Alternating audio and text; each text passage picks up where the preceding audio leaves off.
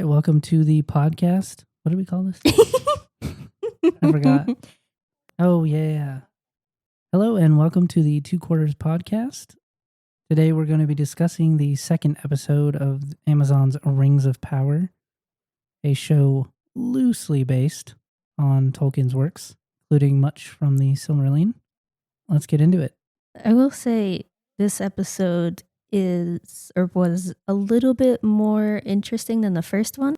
The first episode I thought was really boring, and there wasn't a lot of character development, or there weren't really exciting events happening. I think maybe the most exciting event that could have happened, they just kind of glossed over and were like, oh, this happened. Anyways, here's what's happening now. It would be like if you went through the entirety of Lord of the Rings and it was just narrated in a quick 2-minute intro, then you're like, so anyways, this is what Samwise Gamgee's doing right now. I wouldn't say I had high hopes for this episode, but from what people have told me that had seen it, they did get my hopes up a little bit that it was going to be a vast improvement over the first episode, because they agreed generally, the people that I've talked to have agreed generally that the first episode was a boring episode, not much happening. Granted, a lot of that is setup, narration, setup for the story.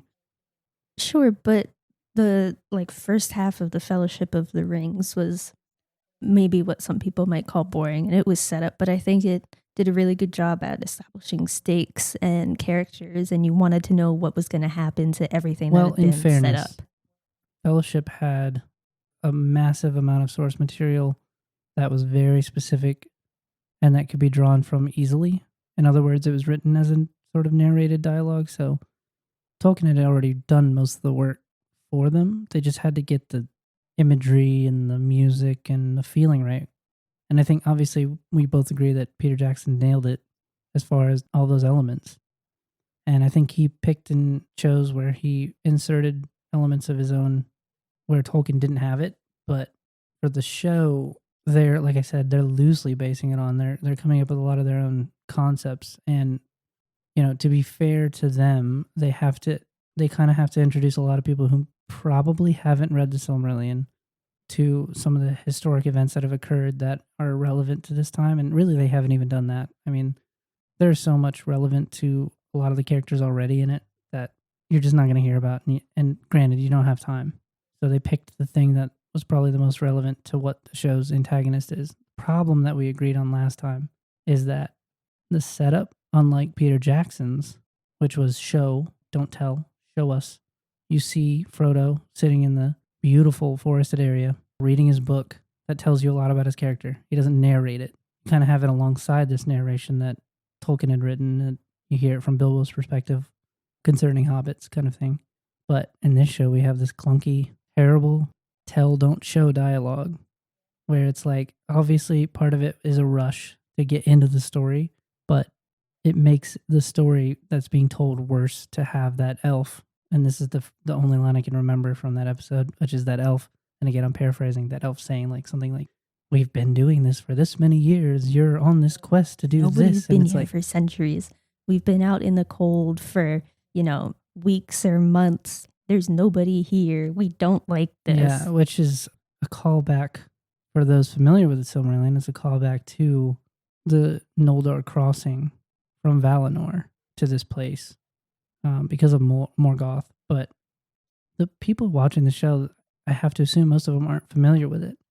You know what I mean? So most of them are familiar with Sauron, so that's who they chose to focus on. And they could, because he was a pivotal figure in the Silmarillion as well, but just the way that they went about it was terrible. I think it's mostly tell rather than show. In fact, a lot of the thing that you learn about the characters is mostly negative, if I recall. But yeah, I think we both agreed that that first episode is not only boring, but probably poorly executed for what it was meant to do. I can forgive boring to a certain extent. I'm not going to sit here and say the beginning of the Fellowship is super exciting. It's a lot of setup. Yeah, but it's not inherently boring. It's just slow, I think is the word I'd rather use. It's very slow, very gradual. But slow doesn't mean that it's boring at all. Yeah, that's true. But I could understand if somebody who was a critic would say, hey, this beginning is slow and I find that boring. You know what I mean? If you don't have as much interest in the literature behind it, I could certainly understand it, and I wouldn't necessarily hold that against a person. However, I would suggest that if you don't have this slow build-up, it makes the payoff slightly worse later on, which is a sign of great storytelling and good character establishment. Whereas in this, as I said before, it seems like the way they set up some of the main characters was mostly negative, or it should have had a negative connotation, particularly Galadriel's character, who I understand that in the Silmarillion there's elements of unrest in her spirit that are discussed, but I'm pretty sure that most of that ties into the history with, Morgoth and the events that predated this story. So I think they snuck their own narrative here into this to fit. And, fine, whatever. I suppose you can make it about revenge, but I don't like that they painted the character as this sort of positive light. I think she has some growth, and hopefully that's the direction they take it, but it doesn't seem like that's the direction they're taking it, especially now after we've gotten to the second episode, which we'll discuss here. But yeah, I will say that build up, like I said, it can be forgiven if in this episode they start going in a direction that's decent storytelling with starting to get your payoffs for some of the build up. It wasn't. It seemed like there should have been a lot of payoff here, but it seems like it just keeps building, which I'm all for slow builds, but it just doesn't end ever. They keep building it, and you're like, oh, Galadriel's decided that she's got to go back to Middle Earth, but oh, now she's got to swim across the entire ocean to get back. Oh, but now she's found some people, and oh, now this might, influence her character. It doesn't. What's the one of the things I thought of when we were watching this episode, and this will be a quick overview kind of thing about the tone of the episode, and then we can get into the specifics, is it felt like, what is that thing where it says, and then this happened, and then this happened, Yeah. and then this happened? That's what this felt like. It was like, a lot of people brought that up with the Rise of Skywalker, kind of with The Last Jedi, but more so the Rise To of an Skywalker. extreme, the Rise of Skywalker. Yeah, this wasn't, I wouldn't say this was nowhere nearly as badly paced as that. Obviously, that was a complete travesty. This one's generally, paced well. It didn't have an issue necessarily with the pacing. It's just the events in this did seem like it was like, and then this happened, and then this happened, and there's no necessarily logical flow. It's just coincidences that keep happening. Like, it's like, oh, how convenient that you ran into these people kind of thing, which we'll get into when we get into the specifics. But it's like, that's what it felt like. It's that, and then this happened, and then this happened, and then this happened. It's writers giving themselves outs for a lot of things that I don't want to say it's a difficulty for your suspension of disbelief kind of thing, but it's bordering it. Yeah. I did take some notes like last week, but we'll just kind of go through the episode in a rough chronological order again. It's just rough to watch because you're bouncing between all these different scenes, and then this happened, and then this happened, and then this happened, and it's not boring, but it is a lot to sit through, I think. One of the first things in the episode that I thought was just stupid, maybe there's like a actual explanation for this, but when the little, definitely not a hobbit child, is standing around the fiery pit that Mr. Tumnus fell into, or created, she like gets pushed by her friend or falls down in the little divot or whatever, and she like lands in the fire, and she's touching it with her hand, and she looks at it and she's like, oh, it's not hot. You know what you need to build a fire? You need heat, fuel, and oxygen. I don't think you can have a fire that isn't intrinsically hot. I get what they're going for there. There's a heat to it, or there's not a heat to it, even though it would appear to have heat. It's a kind of symbol of, if you don't recall, it's a symbol of dark magic, because in Fellowship, you remember, Gandalf reveals, he puts the ring in the fire and it should be hot to the touch, and he says fire. Like the ring being cool, it just because it has magical properties. To make a fire. I think the purpose, and I'm not going to go too deep into this because I have a suspicion that I think I know who this character is. That's my guess. I think there's a connection there, and I think that was on purpose. I don't think that was the writers being lazy. I think they were setting something up. Oh, okay. So that's my personal opinion. I could be wrong. Granted, I could be wrong, but who do you think it is? Do you want me to tell you there are elements of spoilers in this for the Silmarillion? Oh, I don't want to tell you who I think it is. okay. Yeah. Don't tell me then. I want to read the Silmarillion. It's going to get spoiled for you if you keep watching the show, though, because there are spoilers for the Silmarillion in the show already. I don't care about that because I feel whatever they spoil is going to be like 100% better in the Silmarillion. Like if they do spoil anything, it's just going to be very, like it's not going to be well done. It's not going to be well written. But yeah, all of the scenes in this episode with the definitely not Hobbit people, TM. Her feet. All the scenes with the Harfoots in them are very like tonally very awkward, I think is how I describe it. It's very tonally awkward. You have these two, the girls, Nori and her friend. I don't know her name. Nori and her friend, and all the scenes with them, they're very like they're doing something that they're not supposed to do, could get them in a lot of trouble, could potentially lead to problems for their village. They could, lose their way of life because they don't know who this guy is. He could be Sauron for all they know.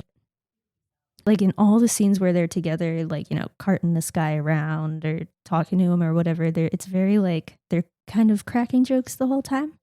I think they're supposed to be jokes. You find that funny, but they're just kind of goofing around all the time. Like they don't understand like the gravity of the situation that they're in. And I found that to be a little bit off-putting. And then you got the scenes with like the village like elders or whatever. I don't know his name. He's very concerned all the time, right? Like he's looking in his book, he's looking up at the stars, he's worried about the village. But then you see him like interacting with these other like the ladies. I don't know if they're like other village leaders or what they are. It's either not well established as like or I busybodies, just missed it. From what I've seen, which could be potentially offensive because they happen to be women as well. Doesn't it seem like a kind of idea where it's like they have this older guy and then these two women who are constantly like being nagging, nosy and gossipy? Because she was corrected, if you don't recall, by the one young one. Two like older ladies, when they're like bothering him, it's supposed to be like a funny, like, oh, haha, look at these ladies, they're so funny. They're just being they're just so silly. But it's like this guy's like worried that like they're all gonna die or something's gonna go horribly wrong. They're gonna lose their nomadic farm and they're gonna have to move or whatever. He's very concerned about their way of life. Like he's trying to keep them alive and like survive whatever, end time thing he thinks is about to happen. And these ladies, it's just like, oh, haha, these ladies are so goofy and silly. Like, it's very totally all over the place. It's like have you seen that skit, like Key and Peele, where they're doing a pitch for a movie and they have one guy who's very serious and then this other guy who comes in is like, whatever comes to mind, you put it in the movie. And it's like, it's a joke about like what the movie actually ended up being was this ridiculous thing. And it's like that, but you have this one writer who's very serious and is like, all right, listen, they are concerned about their way of life. They got to make it through, the seasons. They got to watch out for, scary big people or giants as they call them. They got to watch out for all these things, these elements of nature. They're in danger from so many things because they cannot defend themselves as well. So they got to be clever, like hobbits were. So there are all these elements there. And then you have this other writer who's in the back like, but she doesn't speak Firefly. Oh, but this is, you tripped and fell down the thing. Oh, you let the wagon go? Whoa. What zonky adventures are we on? Whoa. That's not your wheelbarrow. Oh my God, you let it go. It's not yours. You don't own it.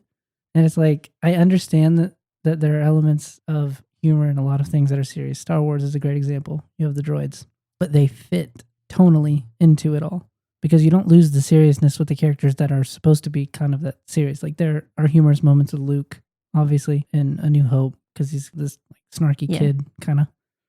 But the droids are that way because you have C-3PO who's this anxiety-ridden droid, which is funny in itself, and R2-D2 who's this outgoing little buddy he has who's just going to do whatever he wants. And that is just ripe for my comedic. Favorite like interaction between them is when they're on Endor and they're trying to like break into the, I forget what's called, a little facility to knock out the shield. And whatever they're about to be doing is like really dangerous. And then R2 like beeps and, kind of wanders off. And C-3PO is like, oh, and you said this place was pretty. I think my favorite was, not to get too off topic here, but my favorite moment was when they're with Luke and he's like, just you reconsider, showing him that message. And then he says, I don't remember what the setup was, but he said, your rusty innards. It just smacks him with like his little like hand. He just has. I love that line. contained within the ones you're carrying in your rusty innards. Yeah, like you can have, I think the thing that they're trying to do is if you're going to have like a very serious tone, very serious topic, have one person kind of be the comedic relief, but they can't be joking around all the time. If their village is in danger, if their lives are in danger, like if their kids are in danger, then make them get serious for, a few scenes, and then they can go back to being the comedic relief after the danger has passed. Or understand the gravity of the situation, even if you want to have a main character do it, like this Nori, who's clearly one of the main protagonists of the Harfoot people. She's obviously the most important character. She's got the most time. She's got probably the most lines, I would guess. She's got the most ambition. But when she's with her friend is this constant comedic relief, even in the most serious of situations. And they both kind of play into it a little bit. Yeah, but the friend is like in all the scenes, the friend is supposed to be there. Like, Nori, you're not supposed to do this. You're gonna get hurt. I'm gonna get hurt. This guy's gonna come back to our village, and they're gonna get hurt. But then also, like, I don't know. I don't speak Firefly. Well, that's what I mean about tonally all over the place, because it's like 1 minute they'll go from like the most serious thought and idea and like this deep contemplation about what is the meaning of their own lives and how she's was meant to find this individual and she's meant to do all these things and she's super important in her own mind. And then the next thing you know is like, I don't speak Firefly, or the tonal change feels sporadic or erratic. Erratic is the word I'm looking for, not sporadic, but erratic. Like it's all over the place. It's like a good example is in The Last Jedi, to show another tonally strange moment. Remember at the beginning when they're in that very serious like chase and Poe flies up and talks to Hux and he makes the your mom joke? The your mom joke in a Star Wars movie, by the way. If you want to talk about tonally deaf or indifferent or erratic elements, that was one of the worst I've ever seen. Because not only are they fighting for their lives, but this character who's shown to be like this charismatic leader. And then literally like seconds later, like all their bombers get destroyed and they lose all these people. Right, like because they're in the midst of this fight for their lives. It was so strange. It was such a strange shift that you could feel it. I won't say this is as bad, obviously, because they did it much more subtly, but it still felt weird. And that's kind of at this point, it's a consistent theme with this group of people, is that tonally they're like 1 minute they're very serious and the next minute like, oh, good old joke. And granted, in Fellowship of the Ring, the hobbits were a source of a lot of comedic relief. Yes, but also when they were in mortal danger, no one was joking around. They were all like, oh shit, we're about to die. And like, we can't defend ourselves against, these people because they're like twice our size and they have swords that are bigger than us. Or when they did do that in the middle of like something that was rather serious, like when Gandalf brings Sam in because he's eavesdropping and Sam makes the joke about he wasn't dropping no eaves. And then he's like talking about it. And there's this funny moment where Sam's just rambling on because he knows he's actually doing the thing that Gandalf accused him of. And then Gandalf like gets lighthearted about it. You know what I mean? Like you could see the tone change in Gandalf. So not only do the characters' tones change because of the situation, like Gandalf at that moment realizes Sam's no threat. Sam's not a spy. In fact, Sam could be useful. And, it's just poor Sam. Like, so it's like, I've got a use for you kind of thing. Like it shifts properly in that moment. And it's like a gradual thing. Like as Sam's talking, Gandalf's getting less. Yeah, it goes less serious and more casual. It's not like a sudden like flip. Well, there is a shift, like you said, but yeah, it's not sudden. It's not at that moment, and it does happen. I mean, it is quick, but it makes sense. You understand how a tone could shift like that, like it's a natural shift, because it's something that could happen. Like again, with the suspension of disbelief about something that occurs in real life all the time. Shifts in tone can happen like that, and extreme shifts can happen, but those feel awkward. Those set up for awkward moments. You don't want them in media, is what I would think. That would be my peak of that element. Yeah. Is it happens too erratically. Yeah, I have another note about the Harfoots, is they kept calling Mr. Meteor Man. They kept calling him a giant, and that's not what hobbits call the normal sized people. They call them Bigfoot or man elves. They would refer to them as their race. They don't call them giants because there are bigger things than them in the world. You've got trolls, but there are things that are bigger than men in the world. So they wouldn't be calling these people giants because they're not. they're regular sized people, and hobbits are aware of how small they are in comparison to everything else in the world. So I thought that was weird that they kept saying like, "Oh, the giant! Oh, the giant! Oh, the giant!" Maybe you can make the argument that these aren't hobbits; these are sort of pre-hobbits kind of thing. But they're not. You could think of like a situation where it's like if you were a nomadic people and you had just become acquainted with men and elves and stuff, like maybe even like 100 years ago, and you were like, oh, these people are huge, they're giant. But they referred to like every other like person they've come across, like the hunters. When they were seen, they were just like, oh, they were big folk. Did they say that? I think so, yeah. I would have to go back and rewatch it, but I think they did. Yeah, I don't want to say for sure. I'm not going to call their inconsistency on this one just because I can't remember and I don't want to subject myself to potential criticism about that. As in, like, if I got this wrong. I can forgive this one. This one seems like a minor detail to me. Oh, Like, yeah, it's definitely like a nitpick. It's just a little bit strange. yeah, I can forgive this one just because it's like, okay, giant, big folk. What's the huge difference? Hobbits probably wouldn't, or a Harfoot probably wouldn't be acquainted with trolls all that much just because where are they going where there are trolls? I don't know. They're nomads. They go everywhere. Right. Everywhere there's good farmland. Right. They're nomads in farmland. They don't go in like mountains and stuff, I would assume. That's where most trolls would probably dwell. Some in the forest, but usually at the foothills of the mountains. They hide from people, I would assume. So it's not beyond the pale for me on that one. I disagree slightly about that critique. I don't think it matters as much to me. I think it could be a legit critique if they got that wrong in the episode before, and maybe there's like some evidence that, you know, Tolkien would have drawn the line there as like, why would they call them giants kind of thing. But for me, that wasn't as big of an issue. Yeah, I wouldn't say it was an issue for me necessarily. It was just weird.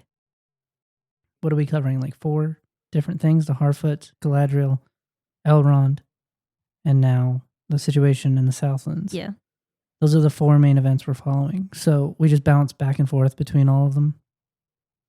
So after they find this meteor man, which, by the way, I can't wait for this explanation. That is the thing that right now I am so concerned about because I don't know where they're drawing that from.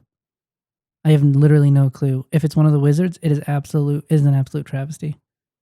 The wizards sailed from the continent where Valinor is, Aman. They sailed from there. They sailed from there in a meteor? They did not lose their memory. They knew what they were doing. They knew their task. They knew who they were. They disguised themselves as older men to diffuse any suspicion or idea that they were Maiar spirits. It is absolutely ridiculous if they made one of the wizards fall from the sky, but that's why I don't think it's one of the wizards. And if it's who I think it is, which it would make sense because the narrative has to get there somehow, I'm interested to see where they go with it, if it's who I think it is. Because, again, I don't know where they're drawing it from. Maybe I'm wrong. Maybe there's an element in this Silmarillion where it's like, oh, this is how this happened. I can't see it. Because this is surrounding a story that is very relevant. Obviously, it's the Rings of Power. You know, the story of the Rings of Power and their creation. But yeah, I think the next scene it cuts to after that, I think, is Galadriel out in the ocean. You mean Michael Phelps? Swimming all the way back to Middle Earth. There are like studies and papers written. She would have died from hypothermia within like minutes of her being out there. Maybe like half an hour, maybe a little bit longer because she's an elf. We give her like, a few hours before she dies of hypothermia. We can even give her days. That trip on a ship would have taken months, maybe even, depending on how far it was. Because you don't know how far it is. On the maps, it looks pretty far. And at that time, I believe it was flat, wasn't it? It hadn't taken that shape yet. It hadn't taken the shape. Arda was flat. Tolkien was a flat earther. There was a time it was, at least in the first age. I don't remember when it became the globe. But yeah, she wouldn't have been, if she didn't die from hypothermia, which that would have been the first thing that killed her, unless she got eaten or attacked by some creature, because you don't know what's in the water. The ocean's scary. The ocean on Earth is scary. The ocean over there, that's got to be scarier. I mean, it is. They've got the sea worm. But like, the things that they get wrong, even the minor things, just make it that much worse because of the major things that they're screwing up. At this scene that we're talking about, where we have Galadriel just swimming for miles. I mean, the fact that she even finds people in this sea from the Southlands means that she got near the continent, right? She had to have been near there. Because what, did they drift out into the middle of this giant... On that little rinky-dink raft? Right, on the maps, it looks equivalent to like 3 Pacific Oceans. It's a long way. It's the separation of these 2 major continents. And maybe it's not even that. Maybe even if it was just one Pacific Ocean, you are not traversing that by swimming. And the fact that she's an elf literally does not matter. They're not I superhuman. mean, they are, they elf. are exceptional in their strength and endurance, more so than some of the other races, I do believe. Like, there is evidence for that. And Galadriel in particular is actually, it is in Tolkien's lore that she is a great athlete, but even the greatest athletes ever would never make it even like 1% of the way without dying from exhaustion. It is absolutely an insane choice to have her swimming that. And I don't care what anyone's argument is. You do not have one. That was a choice, and a poor one. I don't know what the writers could have done to get themselves out of that, but it should have been something else. Well, there were a million ways to get her to... Because they want her to like be like, oh, I'm going to go to the Valinor. And then like, oh, actually, never mind, I'm not going. The only way to do that in like a logical way would have her be not get on the boat in the first place. It would have been the only logical way. Yeah, that's the only thing you can do. Because of her character. Like, if they're faithful to her character from the Silmarillion, she didn't want to go back. I don't know where they're getting this idea that she would have ever even agreed to go back. And I understand they're doing it because they had that setup with Elrond and his political nature, convincing her, kind of tricking her, or innocent Galadriel and evil politician Elrond. Soon he's going to ask to have emergency powers over the Senate. Yeah, and then the scenes with her getting on the raft with the people is very weird. It's really odd. Because you have all these people, like... erratic. Very erratic. You have all these, like, scared people on this boat. Not a boat. All these planks of wood just floating out, presumably in the middle of the ocean, because there's the sea creature. And I'm imagining that doesn't exist near a coastline. Well, it's a worm, and at this point in history, the great worms and dragons have been conquered for the most part, and they've gone into hiding, the rest of them.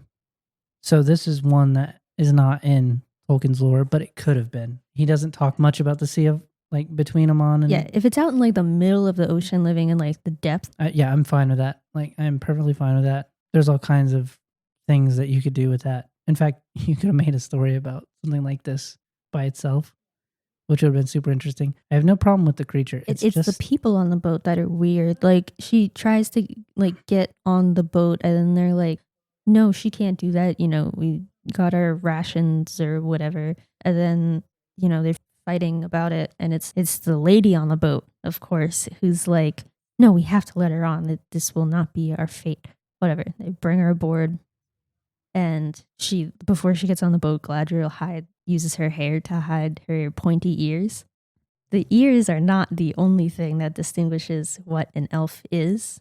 There are a lot of features that are inherent to the elves that make them distinguishable as elves. It's not their ears. They're very tall, very fair, beautiful, like almost like otherworldly, like transcendent looking beings. So she shouldn't have to hide her ears. They should be able to take one look at her and just be like, oh shit, that's an elf. The other thing too is Galadriel's not just any elf. She's like an elf to the extreme. She's one of the fairest beings who's ever existed. Not only that, in the book she's described as being like 6'4", like tall. Yeah, the elves are big. Yeah, very tall, fair. Her hair is described as being gold and silver mixed together, like the original trees. She's absolutely like stunning. Like, there's no way you would look at her and be like, oh, she's a regular person like us. Yeah, and maybe after hours of exhaustion of swimming, or not hours, but months of swimming, arguably it would have been required for her to get that far after months and months and months, maybe even years. But they're not going to do that. It's because, could you imagine, like, months pass between the events that are happening on the land? I can't wait to figure out what they're going to do to justify this. Where was the kingdom where Gil-galad was the king? Where's that at in Middle-earth? That's like near Eregion, I believe, which is near the Misty Mountains. So Gil-galad is king of the... Oh boy, it's more It's more in the middle. It's not near the coast, as far as I remember. It could be near the coast. It might be near the Grey Havens, a little closer by the Shire, like north of the Shire. Because if it is closer to the Shire, then I feel like months would have had to pass since Galadriel left, because in order for Elrond to travel from that kingdom with Celebrimbor to the Misty Mountains where they're trying to build this thing and near Khazad-dûm, it's going to take months to get there. Maybe a little bit faster than the Hobbits, because obviously they had to, go through some things. It wasn't like a straight line type of deal, but they still would have had to. It would have taken a lot of time to get there. At least a few weeks. Well, that's the thing. The journey over to Valinor, and she got right to the precipice of the land. And this is another thing, though. And I know I brought this up the last time, but it still bothers me that they chose to make it this portal. I don't think it's a portal. We forgot to rewatch that part, but I'm rewatching it because I don't see a continent. It's just a continent. The elves had a city there. It's not like it's like some super magical place. It's just the place where immortals lived, which is why the elves were permitted to live there, and a few mortals were permitted to live there, but it didn't give you immortality. If they treated it as like this magical portal to like a heavenly realm, then they're just wrong. The idea that Galadriel would ever return, even consider getting on a boat, like she would never have agreed. But the fact of the matter is, they weren't invited.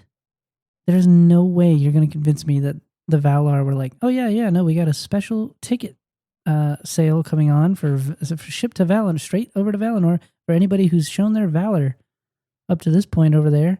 And, the ones who did the thing that I can't say because of the spoilers, but the thing that was pretty much unforgivable, that we're just going to be like, hey, listen, you got to pay your dues kind of thing.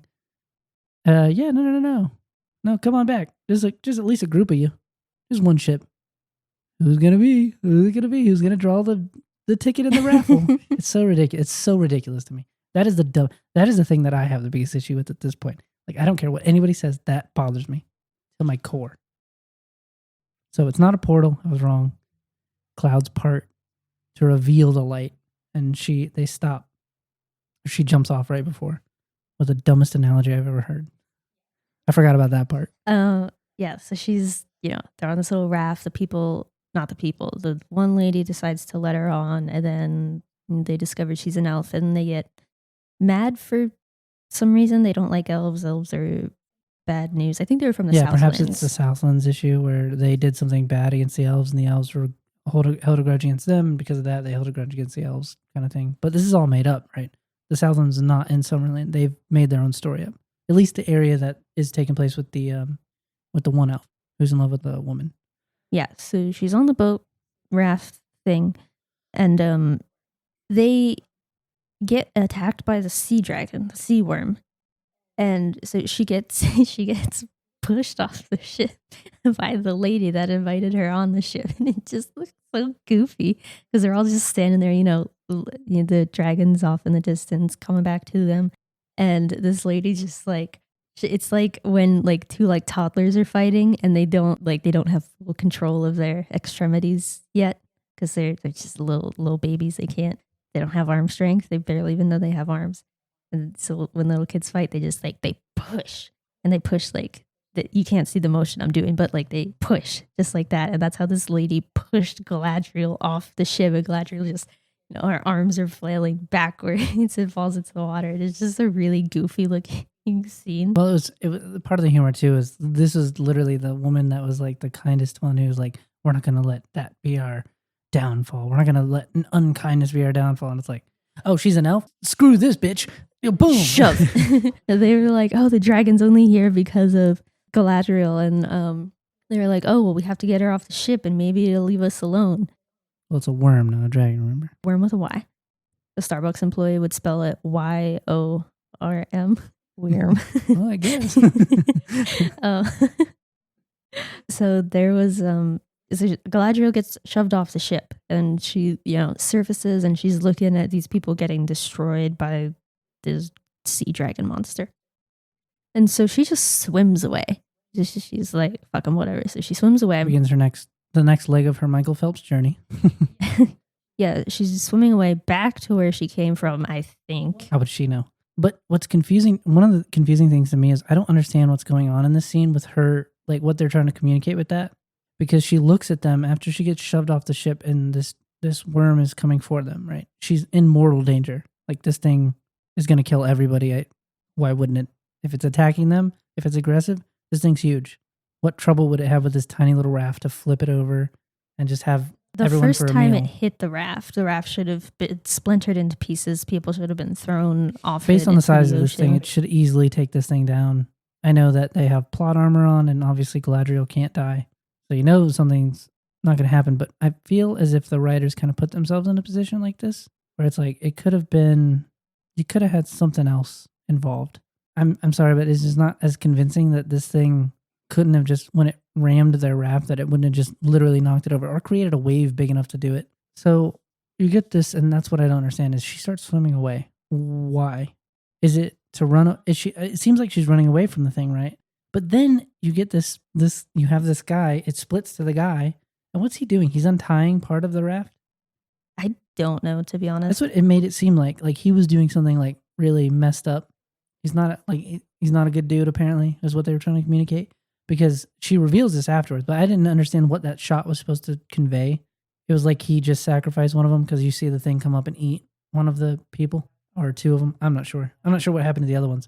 But the raft is cut in half or something at this point. The people are gone, and now he's got all the rations for himself. Well, seemingly he did it on purpose, and then he rescues Galadriel. Is that what happens? She swims up. Yeah, I think I don't know. It just disappeared. It just ate one person and was like, oh, well, that's fine. Okay, then what happened to the other people? Because I just missed that. Did they just drown? I don't know if he ate them all or if they're just lost at sea, I guess. I don't know. I think the assumption, I could be wrong about this, but I think the assumption that we're supposed to make is that this guy, what was his name? Started with an H. I don't remember. It was like Hombre or something. Hombre.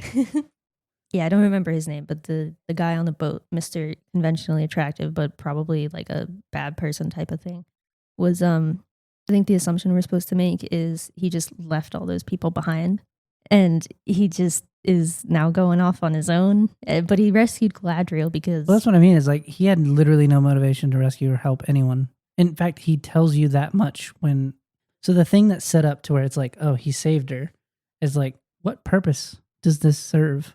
In fact, all it does is make it kind of creepy, because it's like, he sees what he assumes is somewhat helpless she-elf swimming, probably exhausted, and he says, you know what, I'm going to help her, even though I have all the rations to myself, and I'm going to share rations with this lonely, beautiful elf.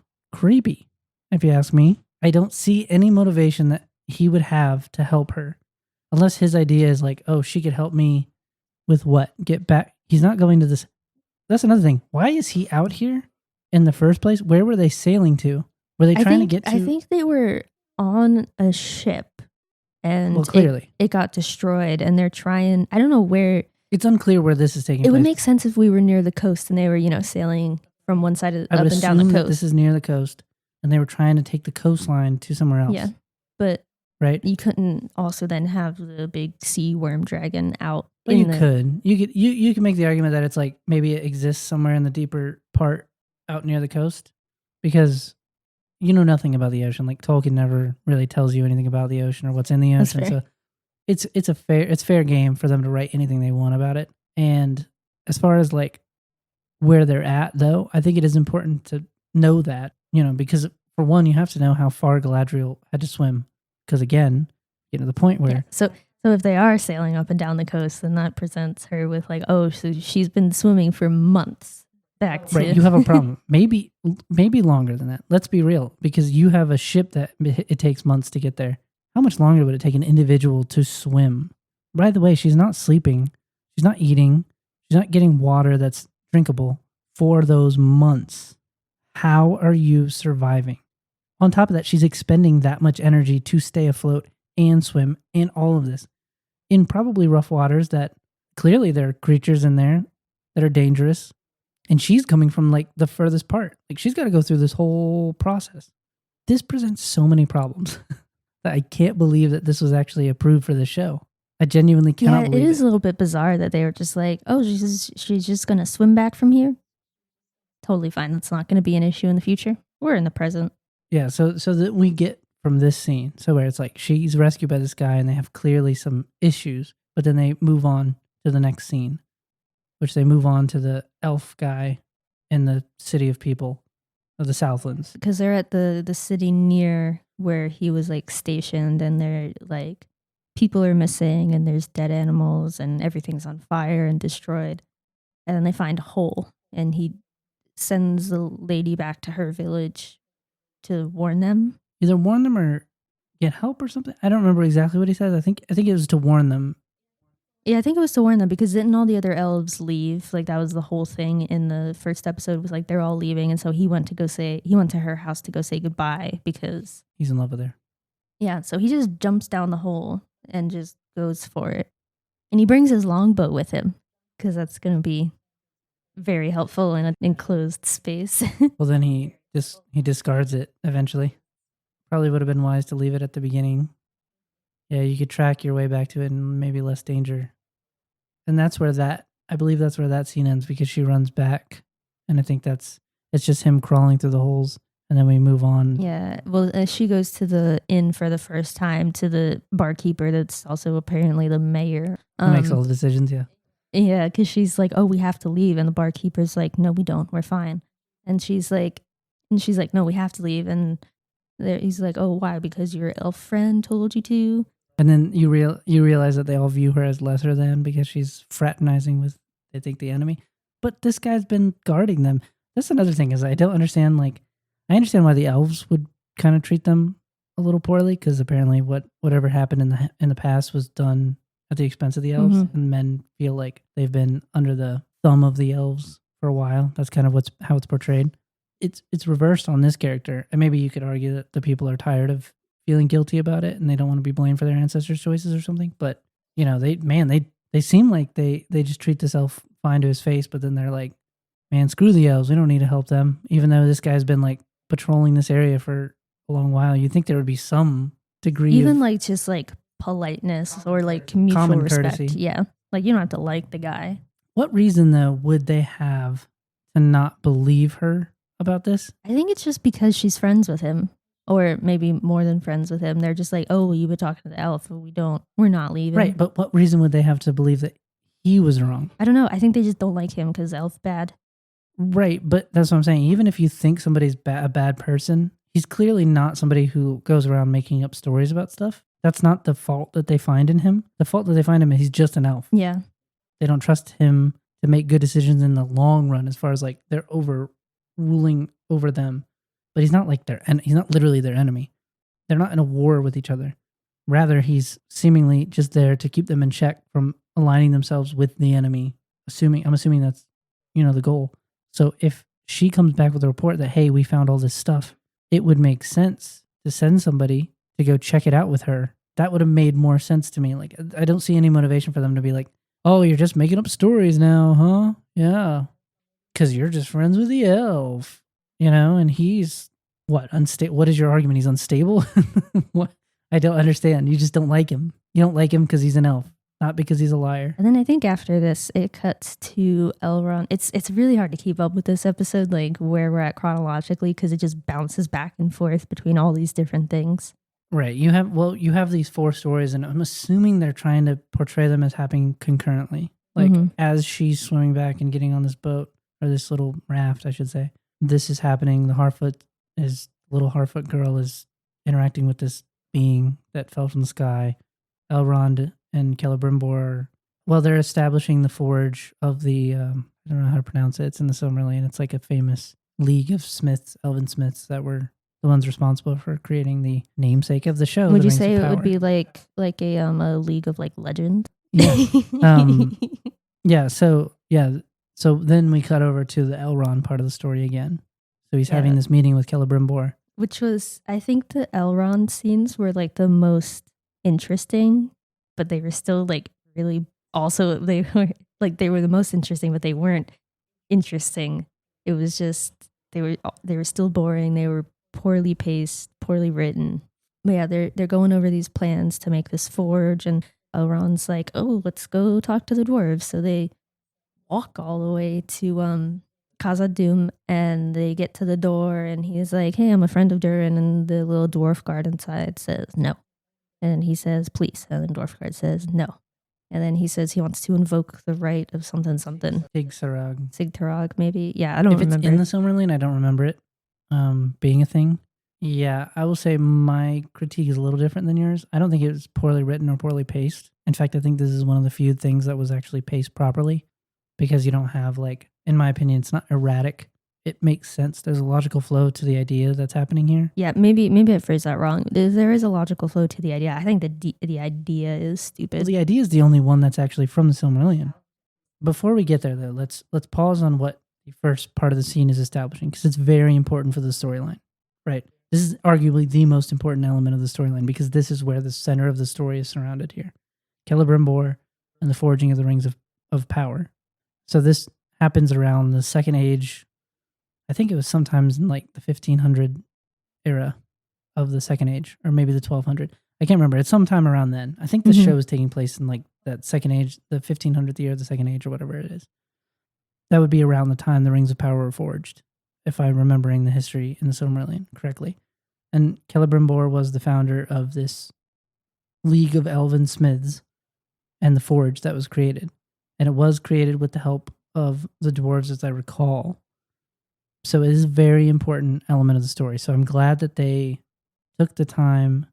This is one of the things I will praise the show for. One of the few things I will say is they took the time to show that Celebrimbor was the founder of this, and that he's had these plans and he wants to go through with this, and it's establishing a setup for eventual payoff of what I think is. I'm starting to see where I think the narrative is going based on who I think this Meteor Man is. Mr. Tumnus. And I think I know where this is going. If I'm wrong about it, I would be shocked at this point, because it seems like all roads lead, in this direction. Yeah, I'm glad that they took the time to put this in there and like give a little bit of time to Celebrimbor to talk about his, future plans. It's a neat element that I like in stories where they like delve into the history, where he mentions Feanor several times. Although I was talking to you about this, I think it's weird the way he talks about Feanor. Like he's some distant legend of the It's past. his grandfather, and he was acquainted with him, as far as I remember. I don't think he missed his existence. I don't recall, though. I don't want to say for sure, because Feanor is a very important character. He's considered like the greatest of all the elves, and he died in a very unique way. I'm pretty sure that Celebrimbor was at least acquainted with him, being his grandfather and all. I don't think that he missed out on him in any way, because Celebrimbor is one of the oldest of the elves as well. Like, he was born before the First Age, in the year of the trees, I believe. So he's been around. I'm pretty sure he was there. So that's one of the things I would criticize the show is the way that they portray the history between the characters. Is it doesn't make sense. And granted, I know that Feanor's story changed several times from Tolkien's writings. He never settled on the history of some of the elves as far as their lineage goes. And Feanor was probably the most argued about. Same thing with Celebrimbor. But I'm basing mine on the Silmarillion and what it establishes as the lineage. So I'm using that as my understanding of it. So that's where my criticism comes from on that one. Other than that, though, I think that the delving into the history was cool. The mentioning of Feanor and, the important history of the elves in regards to the story is super important to me. So that is one thing I will give the show praise on in this case. However, as we'll discuss here in a second, it starts to go off the rails. Yeah, and it's weird that Elrond is the one that has the relationship with the dwarves, when it was in the Silmarillion, it was Celebrimbor who had the relationship with them. And he forged the door. The one Durin. That you see in the Fellowship. The door of Durin, yeah. He forged the door there with the help of one of the dwarves. And that's part of where he learned some of the crafting that they taught him. They did take a few creative liberties with this show. But so Elrond goes, he invokes the right of smashing rocks, and then they start traveling through Khazad-dûm. And it is cool to see what it looked like in its prime. There's a lot of greenery in there, which I thought was a little bit weird. But yeah, there's like a lot of shrubbery, a lot of... That was an odd choice. Yeah, I'm not sure that's ever something that's discussed about the dwarves. In fact, I've thought that they were more comfortable with their, the rocks and the flame and the. They weren't like farmers or people that would tend orchards or things like that. I did think that was a little bit weird. This is just a personal preference. I think I was a little bit disappointed by how it looked. I think I was expecting it to be a little bit more grand because in the mines they were mining mithril, right? And that's why they kind of set up shop in those mines, is because that's where you could mine for mithril and forge it and things like that. So I think I was expecting it to be a little bit more grand, for it to look like they had a lot of wealth. It wasn't bad. It just wasn't what I expected for this particular. Definitely one of those things that's probably personal preference. I thought it was fine. Like I'm not gonna hold their feet to the fire about having some shrubbery in there. Like it's like, okay, fine. I'll let you. It's not explicitly said that it's not there, so fine. It's one of those things where I guess I can let it go. They're bringing in artificial light with those mirrors, I think is how they explain that. That would be the only way those plants would grow. I mean, there's literally no way for them to get any sunlight. Unless it's like those caves in Skyrim that you go into and then you look up and like the ceiling is just gone. Oh, yeah. Well, they're deep in the mines, right? They're deep in the mines here. And so you would assume there would be no light in there. So I'm not sure where they're getting that from. Maybe they cut a hole up in the top and they're just reflecting light downward. Would it work that way? Would it not? Is it possible for UV rays to get diluted? I don't know. I don't know. Maybe they're plants that the plants that they were growing, maybe they are ones that don't require a whole lot of sunlight. I would agree. It's an odd choice to me because it's like, say you're a writer and you're like, well, it's not explicitly said the dwarves have, the greenery and the shrubbery and the trees and all that stuff. It's not explicitly stated. So we don't need to write it in there. And if we did write it in there, we're going to have to write a device that explains how they survived in there. So not only do these dwarves have an elaborate city built in this mountain, which by itself is a feat that would take so long, right? But they're excellent at doing this. This is their specialty. Craftsmen. Right? So you could understand it. But then, well, they had to develop a technology that these elaborate system of mirrors that brought light down from outside the mountain into the mountain, and that was consistent, that they could guarantee would give them at least a few hours of that sunlight reflected onto these plants, or where they're digging and giving light, right? Or something and like that. And they would have to bring in, is probably a dumb question, they would have to bring in dirt, right? When you're mining and digging, there's no some soil, dirt like in the some rocks, actual like nutrient-rich soil. Yeah, something like that from outside. But presumably you would find it because they were right on the border of the Lorien, right? So they're not far from where Anaragian. So they're not far from but these the fact cities. That they would have to, go up with their little wheelbarrows and shovel all this dirt and bring it back down so they could grow some plants. Yeah, this is one of those things I think that where it's like if you're not supposed to think about it too hard. No, definitely not. I just noticed it and I was like, there's a lot of green for an underground city with presumably no sunlight, but whatever. Yeah, so they go up and they go into this little room and they just start smashing rocks to prove. Well, let's not skip past the character part of this, which is that Elrond tells Celebrimbor pretty confidently that he's good friends with Durin. Yes, he was like, he said something along the lines of like, oh, you do all this work with your tools, now let me use mine.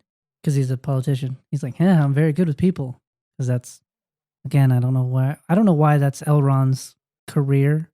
He's not only a warrior, he's just a career politician. Yeah, I really genuinely don't understand where they're getting this or why they chose this direction. It's a little disappointing to me. It's an odd choice because, as I said, Celebrimbor is the one who had a good relationship with the dwarves. He's the one who gave Durin the second, the third, not the younger one, but the father. He gave him the Ring of Power, one of the rings. This is not some split relationship that they have here. It's not like he doesn't know the dwarves there. He's very familiar with them. In fact, he designed and built the door of Durin. I'm pretty sure it's called the Door of Durin. I'm not sure why they chose to make. Well, I see why they made it Elrond, the one who had a relationship with the dwarves and could help Celebrimbor in this case, because it made Elrond useful to Celebrimbor. Even though if they were accurate to the history in the book, Celebrimbor literally has no need for Elrond, none, and he doesn't use Elrond coincidentally in the book. So they write this in. That Elrond has this close relationship with they're friends. the son of Durin I think III. it's supposed to be maybe like a Legolas and Gimli parallel, and that's why they brought Elrond in for it. Maybe Close to something like that, like yeah. because these guys, the way they talk is like these guys were supposed to be like good friends, right? Maybe even best friends. There's another point of my criticism that people might view as minor element, but it's such a dumb reason that they reveal the issue that they have. So, well, let's go into that. Let's go into this scene. Yeah, after the rock So splitting, he invokes what's called the right of, I think they call it Sig Tirag or something like that. something like that, and it's just the right of who smashes the more Right. rocks It's like a drinking wins. competition, but instead of drinking, you're just. Which I feel like a drinking competition would It have would been have more been appropriate. funnier, tonally. Yeah, but I feel like it would have been maybe more culturally appropriate for the dwarves rather than who can smash with a rock, especially against an elf, like people who have like, or a race that has like really high endurance naturally. Well, presumably they would be able to drink anyone under the table too, because remember Legolas when he drinks and he's like, feel a tingle in my finger. It's like, yeah, you probably wouldn't challenge an elf to a drinking competition. I can see why they chose this, but elves also would not be slouches in their ability to hang physically. Yeah, it's weird that you can just walk up to the door and just be like, I invoke the right of this, and then they have to oblige you, and they're like, all right, bring out the rocks. I'm fine with it at a certain level, like where it's like, oh, you want to challenge somebody here, and then we'll give you something. Although it's completely made up. There's no way that's in the Silmarillion. I have known nothing of it. It's another thing where the writers are like, we're in a bit of a bind here. We need something. It might just be like a personal thing, but like the idea of like smashing more rocks to see who is bigger, better, faster, stronger is well, here's my thing. A little bit weird. It's not beyond the dwarves. The dwarves are pretty petty in the books. Yeah. They're not like the elves. They're not really like men. They're a very, very proud group of people. So I see where the writers are going with it. Like they would, of all the races, this would be the thing that they would do, maybe something like this. But I still think it's a weird idea, and they could have gone other directions. You know what I mean? Like they could have made it so that the conflict was resolved some other way, like a side quest that he has to go on to be able to complete the main quest. Yeah, like perhaps they could have played on the whole politician thing, because I mean, even though I hate it, if that's what they're trying to go for, then I think he needs to come up with something other than just this right that he's gonna challenge him to, that he knows he can't win. You know, like maybe he's just trying to get an audience with Durin because he can wear him down, and that's the idea. And I guess that's what they're going for, and perhaps it works in a certain way. I just don't think it's the best way. I think there were probably a million better ways that you could have come up with a way for him to utilize his skills here. But granted, this competition happens, and of course he loses to the dwarf. Right. Because he seems like he's actually exhausted. That wasn't the vibe I got. I just got, maybe I have to go back and rewatch it, but it just looked like he just like stared at, because he broke his axe and they gave him a new axe. He just stares at the writing on the handle and then just turns it upside down, sits it against the rock, and he just forfeits. But I don't know. It didn't look like he was tired. It just looked like he just wanted to leave so he could have his little talk with. Maybe. I got the impression that he actually was exhausted, and then he was looking for a way out rather than like he was trying to figure another way to do it, which would have been an element of his political prowess kind of thing. If he was exhausted or wasn't, he shouldn't be, because elves have high endurance, more so than men and dwarves. So he should have. Do they have more than dwarves when it comes to stuff like that? I wouldn't necessarily say that. I think so, because in the Two Towers, when they're chasing the Uruk-hai, Aragorn and Gimli had to sleep every night because they couldn't. Not every night, but on nights where they could afford to sleep, he and Gimli slept while Legolas stayed up all night as the watch because he didn't need to, but they had to. Right. But I'm saying, like, as far as like an endurance for this particular thing, which the dwarves were known to be, that's their whole life. Like, that's all maybe, they do. But if elves have more endurance in general, then. Yeah, maybe. I suppose I could see where you're coming from, but I could also see where the writers would be like, yeah, but a dwarf would win. It's one of those things where you'd be like, who wins in this competition? It's like, oh, a dwarf versus an elf, but it's in the dwarf's mind. It could be up for debate. I personally think that Elrond would have won. I will say this. I like the look of the room that they were in. it felt like a mine, like a room you would make in a mine. I'll give them that. Like the set piece there was great. And the set piece for their living quarters were good. I loved the living quarters, the way it looked. It felt like you were in a mine, in an ornate room for a mine. Oh, and he asks him specifically if he can escort him out. Yeah, so he forfeits the rock smashing competition, and then on their way up in the elevator. Well, maybe the idea was that Elrond knew he did want to talk, but he more wanted to scold him. So he's playing into that a little bit, which would show his political prowess. Yeah. I don't know if Durin didn't want to talk to him. I don't know why he even agreed to walk him out anyways. So they're going up on this elevator and they're talking, and I was expecting, the reason for all this hostility to have like some actual like history or substantive difference between the two of them. And he was just like, oh, you didn't talk to me for 20 years. And in the whole thing that they're saying is like, he missed his, Elrond missed his wedding, and he missed the birth of his 2 children, and he hasn't been present for 20 years. And, 20 years isn't long for elves, that's like the blink of an eye for them. But for dwarves, it's different. It's a long period of time. What is the lifespan for dwarves? Just out of curiosity. I don't actually know. I don't know if they have regular lifetimes, or everyone in Middle Earth seems to have a fairly long lifetime. I'm going to look it up. I feel like they probably live to be like maybe closer to hobbits, like 100 to 150s would be their average lifetime. I don't know. But still, even if you live to be 150, 20 years is still a long time. 250 years, the average. 250 years? 20 years might still be kind of long for them. I don't really know. The average lifespan of a dwarf is 195 years, is what this one website says. But some live up to even more than 250 years. Okay.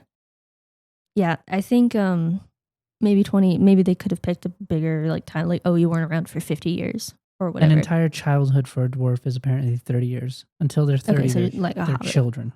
They're not like teens yet or anything. They're Let me see if I can convey this idea that's in my head properly. For people, humans in the real world, not talking to someone for 20 years is a very long time, because our lifespan average, I think it's somewhere to like 85 to 90 in America at least. So 20 years is a long time. In Middle Earth, 20 years it seems to be only a long time for men, because they have shorter lifespans on average. And in the modern age, we have constant contact. We have the internet, we can text, you can talk to people whenever you want. So if you're not talking to people, then it's seen as like weird. Like, oh, why wouldn't you? You can just do it whenever you want. In Middle Earth, when it takes them months to travel, what would be like a 6-hour car drive for us, constant communication wouldn't be a thing. And it would be something you have to plan out way in advance if you're trying to invite people from across Middle Earth or even somewhat near to your wedding or to the birth of your kid. So it's the idea that he's upset, like they weren't constantly in contact because there was no way for them to be. They have lives to live. It's not like they go to work and come back. Like they got to draw their own water. They're in battles, they're mining, they're, doing all this stuff that takes up so much time in their day. Durin is the son of the king of the dwarves. Like, he's an important figure. He's powerful. He has a ton of responsibility.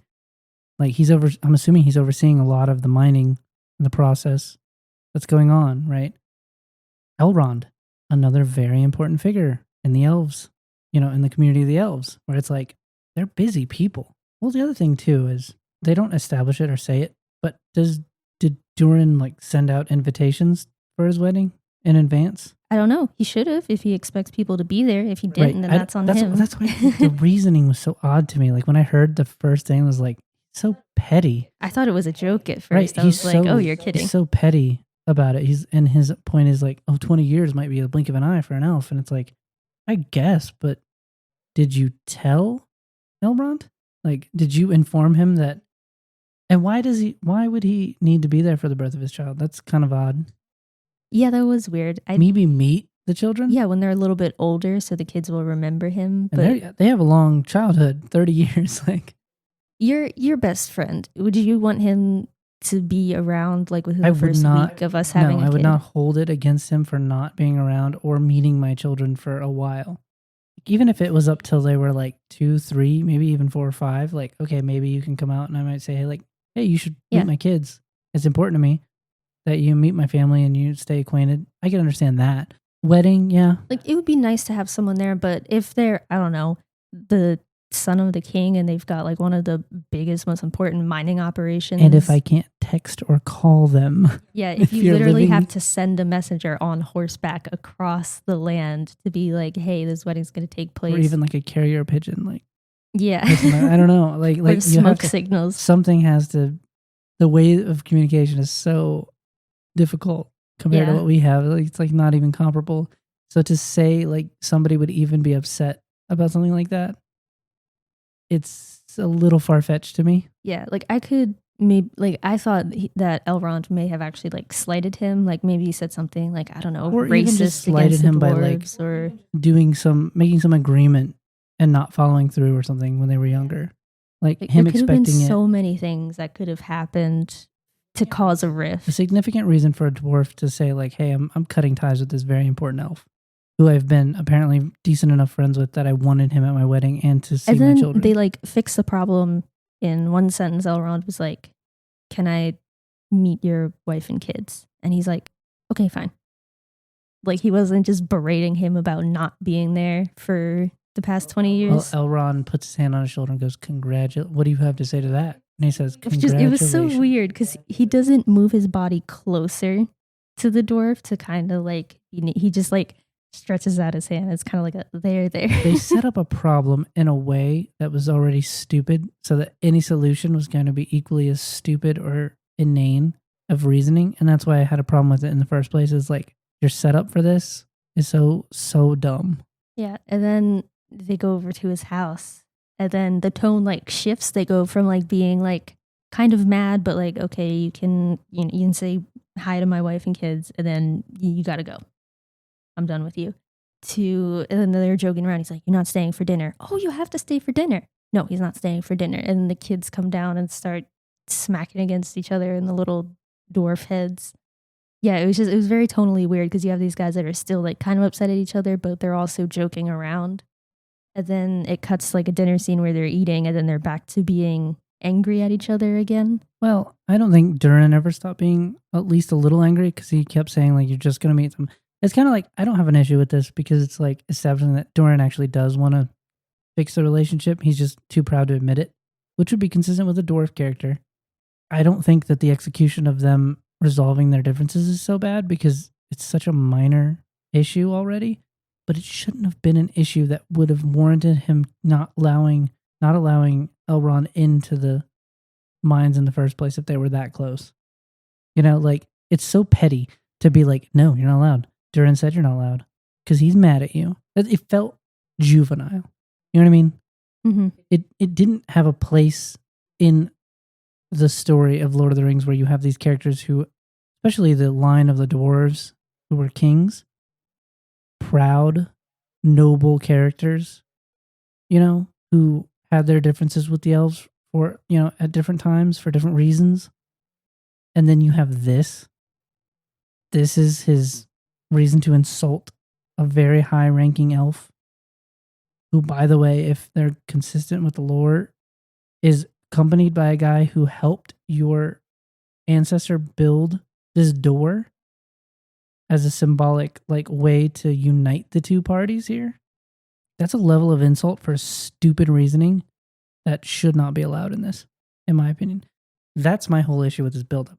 It's fine. Like they executed the resolution of it just fine. You know what I mean? For a minor issue like this. But the insult at the door that would have been, especially with Celebrimbor present, knowing his status, one of the greatest elves ever, is insane to me. The idea that this occurred, like the dwarves are that unaware, is an insult, I think, at least to their part in the lore.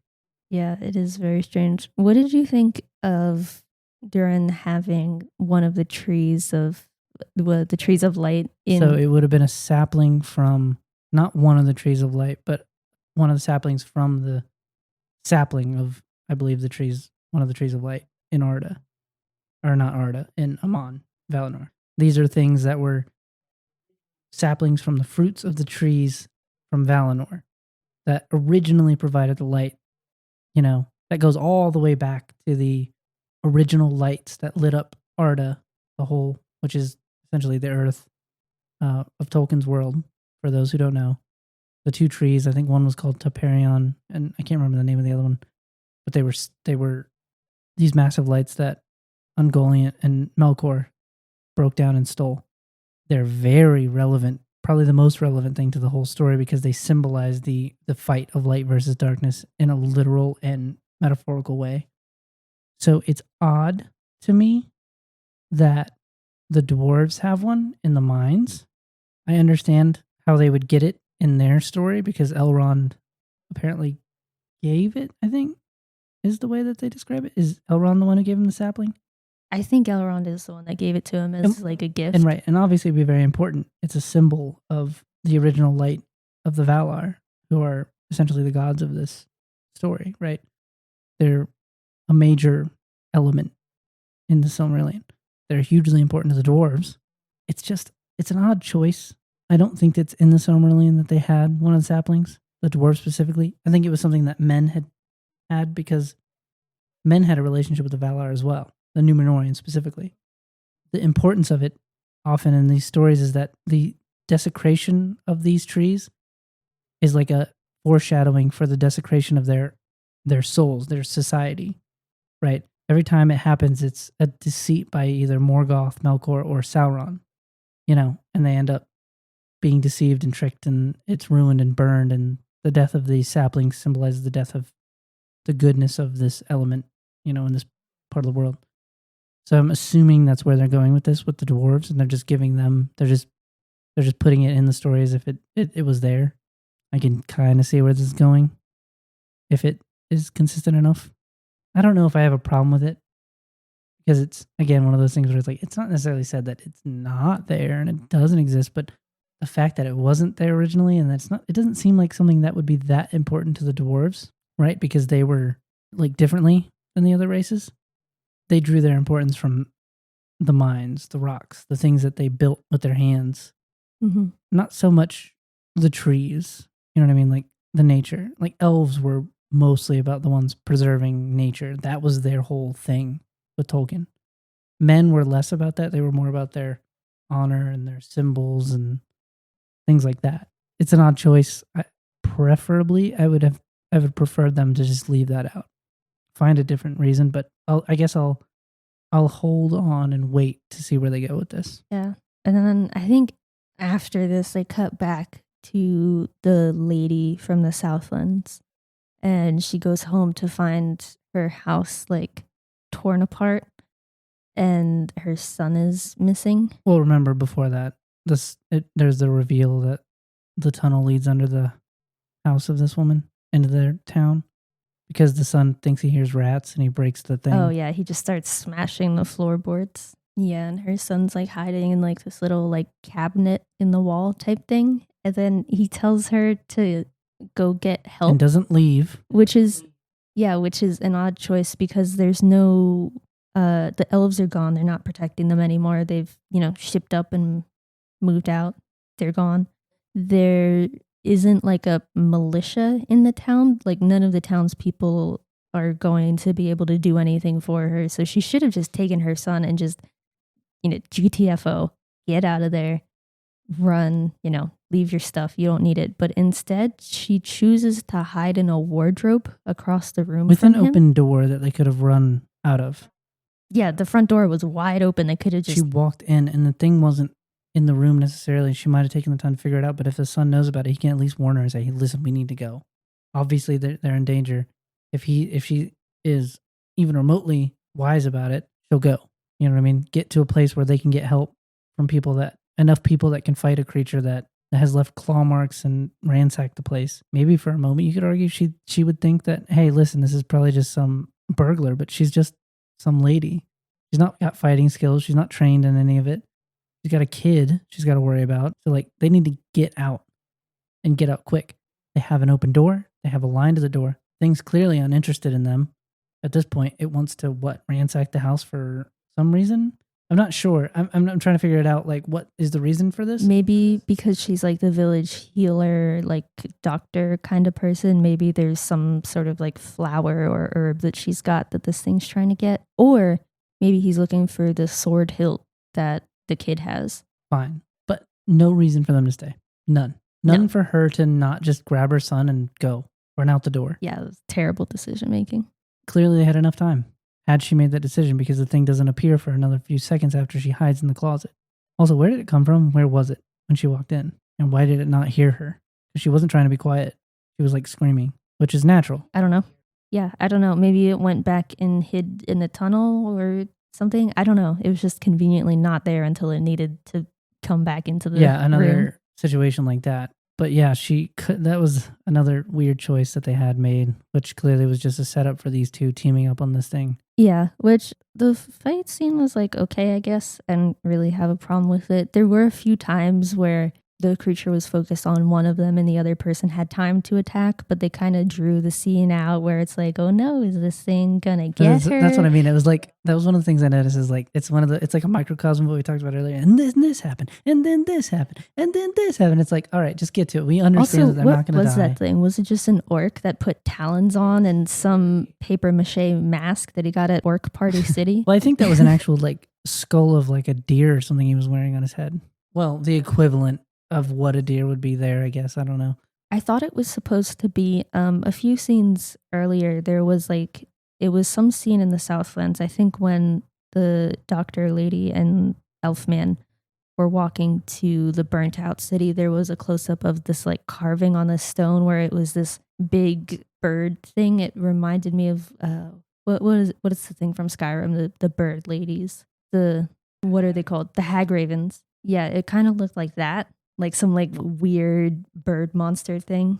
And I thought that's what the thing in the floorboards of this lady's house was, because it had the skull on it. When it put his hands up on the floor on the floorboards to climb out of the hole, it had really long talons. Well, remember, before this scene takes place too, you see we kind of skipped this, but you cut back to the elf as he's going through the tunnels. Remember that happened just before. And somehow he doesn't hear them, even though he's got exceptional hearing and exceptional eyesight. Yeah, there were a couple of choices there that didn't make much sense to me. They could have avoided that.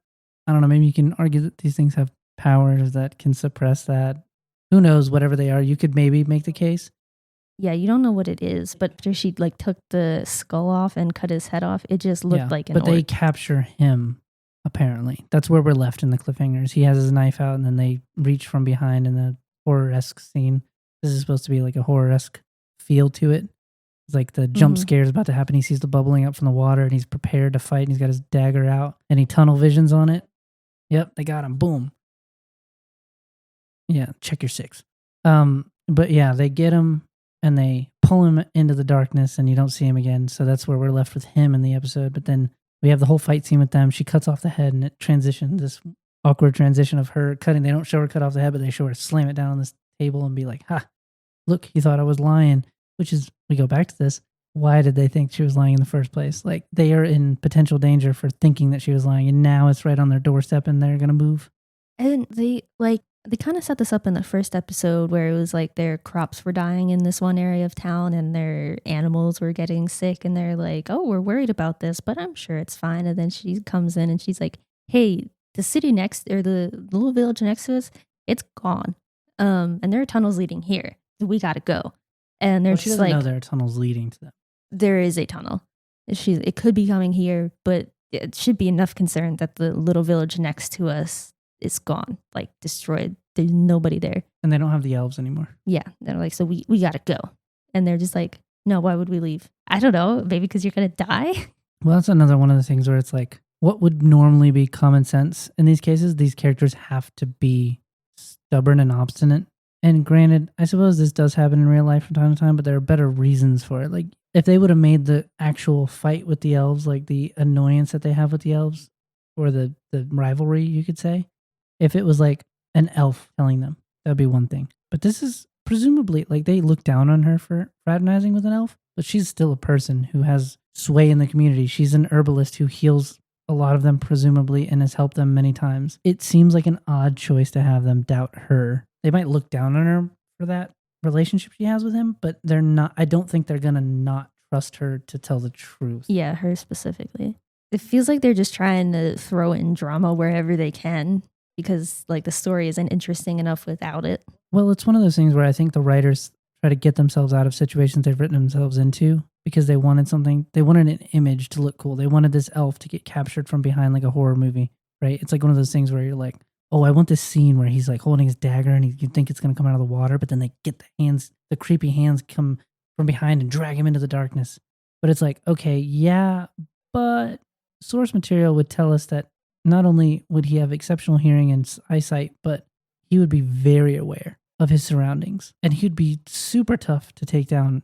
Like regular orcs are not going to be a match for an elf trained warrior. Because orcs aren't good fighters. The only reason they're able to like conquer lands or do anything is just because of the numbers that they have. Right. And the organization of a major leader like a Sauron or a Morgoth or Saruman or something like that. And the Uruk-hai are noted to be different for this reason.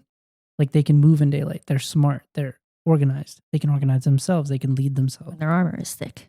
They're unique for that reason. That's one of the major importances of that element, right? But orcs are not that. So it is one of those things where I think that the choice of imagery and the idea behind what they wanted to see became more important than the actual like staying faithful to the material and making sense of the situation. So like you said, the drama is more important than the dramatic element of it, and the imagery is more important than the actual story. Yeah, I had something to say to that, but I completely forgot. It's gone. But yeah, then after that, the doctor lady is like, oh, I'm leaving for, I think they're going to the elf tower, right? Yeah, they're going to the elf tower, and she's like, we're leaving in the morning. Anyone who wants to live, come with me. And then, they're getting ready to go in the morning, and you see them all lined up in the background, and she's yelling into the house. She's like, talking to her son. She's like, you ready to go? And he's playing with that sword handle that has the the Sauron insignia on the bottom of the blade. And somehow he's bleeding, and the blood drips. It defies gravity and goes. So it seems like it's being pulled by the sword because he's holding the sword hilt up like this. So the blood travels up his hand and goes kind of like into the sword hilt, and it starts like sizzling and flaming, and it looks like it starts reforging the sword blade. Yeah, like a little bit. It looks like the blade gets like a little bit longer maybe. And then he just packs it up and brings it with him. So I think that's the most interesting thing to me right now is I kind of want to know what that sword thing is. I want to see how that plays out. Yeah, they clearly did the defying gravity thing on purpose. Yeah. Yeah, that was meant to be the imagery you see. The sword is pulling the blood towards it. Like it requires like a sacrifice to be reforged. Maybe like if he kills with it, like the more blood he gets on it, like the more powerful it could become type of thing. Yeah. That the most interesting part of this story is the part that's kind of what they've entirely made up, in my opinion. They're not messing with a lot of the lore. Yeah, because when they mess with the Tolkien parts, it's just bastardizing it. Well, and not only that, but the lack of faithfulness to the material is actually to their detriment because Tolkien had better ideas than they did. That's part of the problem I find with this is like people will argue that Tolkien is smarter than Jeff Bezos. That would be good. It would be funny if Jeff Bezos was the one writing it. And he's I am God here. I sold books for a living. Tolkien, I'll take every amount of profit I had and rewrite everything you did. And I'll be loved for it. I'll pay for this love. No, yeah. So for me, it's one of those things where people are going to be like, oh, you're such a purist. But, like what we were talking about before, where it's like, oh, but Faramir wasn't accurately portrayed in the Peter Jackson series. Like, yeah, but it wasn't to the detriment of the story. Like, there were elements that Jackson left out because he didn't think they were either relevant enough to make it into a movie because he only had so much time and so much of a budget. For obvious reason, you can't have this sidebar with Tom Bombadil and that whole story, even though it is a fun and really cool story, right? It adds an element of mystery, which is what Tolkien wanted in the book. And so I'm fine with them leaving that out and changing Faramir's character a little bit and sort of, change. They did something to change every character, to be honest. Like, not every character is as faithful as they are. Some are better than others. I think Aragorn is probably one of the most faithful to the way he was in the book. But a lot of them aren't. So there were liberties taken, obviously. I don't have a problem with that. I'm not a purist in the sense that it has to be exactly the same. But if you're going to do it, you better make sure it makes sense in your own story and it's good. If you're going to take Galadriel and turn her into a revenge-seeking warrior, you better make her make good decisions and have it make sense. If in the Silmarillion she's somebody who wants to rule her own kingdom and that's why she leaves Valinor, you can still incorporate that into the vengeance-seeking warrior princess or whatever you want to call it. But she has to have a motivation other than that. She has to have a character-building moment where she can see that in order to be a good ruler, she can't just seek revenge. She can't just live in this way. And maybe that's what they're building to. Maybe, my fears are going to be assuaged. But at this point, I do not have faith. They have not built up enough trust for me yet. And a lot of the shows in this current climate have not lent themselves to that. So when I say that I want something to be closer to the material, I'm not saying it's because the material is necessarily, where it has to end and begin. It's just that if you're going to veer from the material, have it make sense within the story itself. Keep it consistent within your own writing here. And you are beholden to that material, whether you like it or not, because you chose to put the name Lord of the Rings on this. If you are going to veer from Tolkien's work, it had better be as good or better than what he did. If you're going to change something, at least make it make sense for the medium that you're doing, which is what Peter Jackson did. I wouldn't say it was better than, but it was as good as, in my opinion, because it was such minor changes, right? It made sense in the story in the long run. He didn't change Aragorn into just some pure vengeance-seeking monster and then have to explain it later. That's where my criticism mostly lies when I say that. So just for clarification, that's where I'm at. Not a purist, but I do regard the original material as very important. Yeah, and I think the last scene of this episode is, Galadriel, she falls off the raft, and Mr.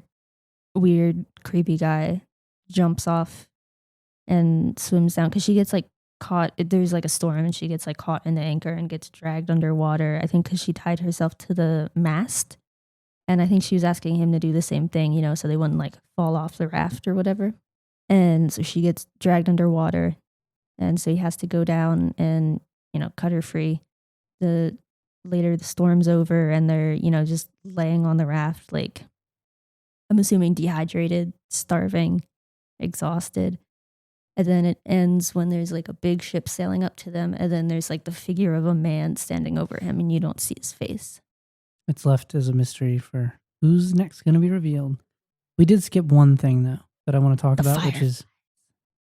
Well, okay, we skipped two things. They used the Harfoots in the last scene we get with the Harfoots when they're talking to Mr. Tumnus. Is they walk up to him and they've got these lanterns and he's kind of... I don't know if weirded out is how I would describe it, but he's a little bit curious and he's like, what is this? And not in English. Not in English. No. And the Nori's friend, she's like, oh, it's okay. It's just we use fireflies to light our lanterns. Have you ever captured fireflies? When you're a kid, you put them in a jar. They don't survive the night. They die because they're not, they don't get their proper nutrition or water, what have you. They don't live through the night. No, and you would have to catch hundreds of fireflies to put in this one lantern that they have that was, I don't know, the size of a football. They would have to go out and catch them every single night to fill up all their lanterns. Why not use fire? And how long would you even think that would last? Fireflies don't last that long.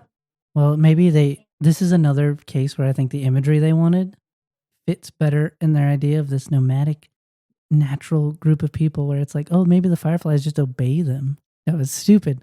But that's what I'm saying. Is you, in the explanation that you might have, I'm trying to imagine what somebody who wrote this might say is well, they're just a natural group of people who are really good at, capturing fireflies. They would be because they live out among them all the time. And it's okay, but that doesn't, they clearly know. Maybe. So then they would either be horrible to them by keeping them confined in that little lantern space throughout the day.